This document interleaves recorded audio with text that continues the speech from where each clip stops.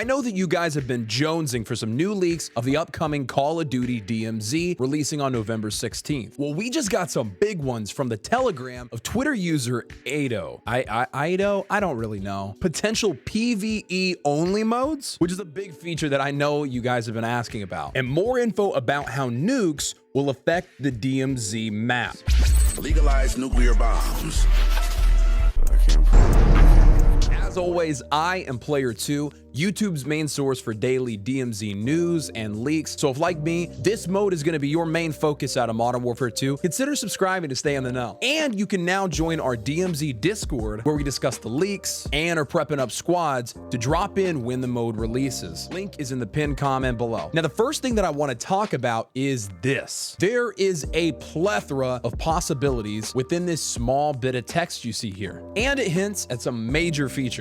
The top box says DMZ all POIs, and the bottom text says DMZ PvE 4 times POI. Now, while this is only speculation, to me this means that the DMZ will in fact have a PvE only mode. In Escape from Tarkov, they have an option for an offline mode, and it could function very similar to that. Essentially, it allows you to play the game without other human players. You can add enemy AI, mess with their difficulty level, and toggle the amount of AI that are going to load into the map with you, which is what I think that these two text boxes here are for. DMZ 102 to 300 AI and DMZ 102 to 400 AI. I think that this means that there will be an option to change how many AI can spawn on the map in this mode with you. In Tarkov's PvE only mode, the loot is still on the map, but any loot that you pick up or any mission items you gain will not leave the raid with you. You cannot level up while in offline mode either. So if they do the same stuff with the DMZ, what's the point of playing in the PvE only mode if there's literally no progression? Why even play it? Well, because in PvE only mode, you may not be able to gain anything, but you shouldn't lose anything either. At least that's how it works in Tarkov. This allows you to freely roam the map, learning all the different map locations, checking for all the loot spawns, and testing the lethality of the AI in high-risk areas like strongholds. It's better to do it here where you can kind of mess around, and if you die, you die. It's not that big of a deal. You have no risk of losing your loadout. It also leaves me wondering if they'll institute custom matches for the DMZ at some point, allowing us to mess around with our friends and create our own fun. With a large map like Al Mazrah, that would be a creator's dream. Now, one thing with the PvE only mode theory, the text box at the bottom says DMZ PvE 4 times POI, which could mean that the PvE mode will only have 4 POIs. The full map has 18 total major POIs, so this would actually be a little less than a quarter of the map, if that's the case. And maybe that means that there's 4 different map sectors that you can filter to choose between. Now, for the DMZ retail slot fill and DMZ QA, I really have no idea what these mean. Maybe the retail slot fill has something to do with a marketplace, but what do you think? Let me know in the comments below. And speaking of the marketplace, the next screenshot has been sent to me several times by people in our Discord community, and we've all been talking about it. So I figured I might as well add it to this video. There's been a glitch if you're in multiplayer now, where sometimes your weapons will show dollar amounts above them. And since we haven't had any glimpse of an actual marketplace itself in the DMZ yet, this, along with some other clues, like the leaked mission Vintage Collection, where one of the objectives is to sell 6 liquor or wine bottles at a shop, are further pointing us towards the DMZ definitely having an economy. I just can't wait to see what it looks like. Now, we've already had leaks about nukes, like the DMZ in-game voice prompt. Someone armed a nuke. Get to a helo to get the hell out of here before it blows.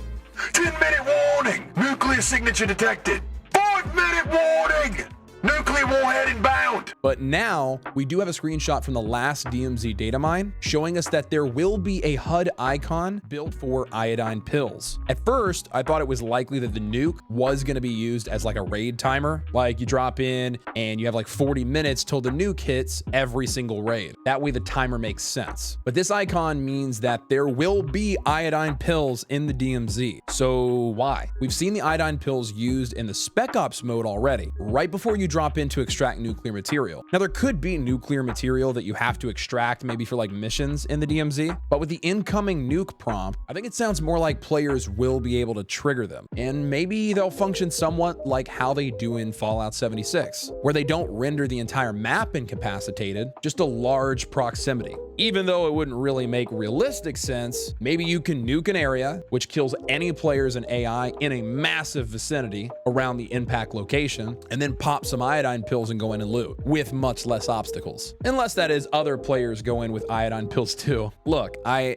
know I say it often, but this mode, I'm telling you, it's just getting better and better. I'm tired of seeing so many people talk negatively about Modern Warfare 2. Modern Warfare 2 is doing some pretty cool things. And if you're excited too, I'm glad you're here. In fact, check out this other big leak about another feature that just got confirmed for the DMZ. Check it out. Go check it out. You have to go check it out. I can't leave till you check it out. I can't go anywhere. I'm just like stuck in some weird thoughtless limbo until you click on the next video. I can't leave. Just click the video.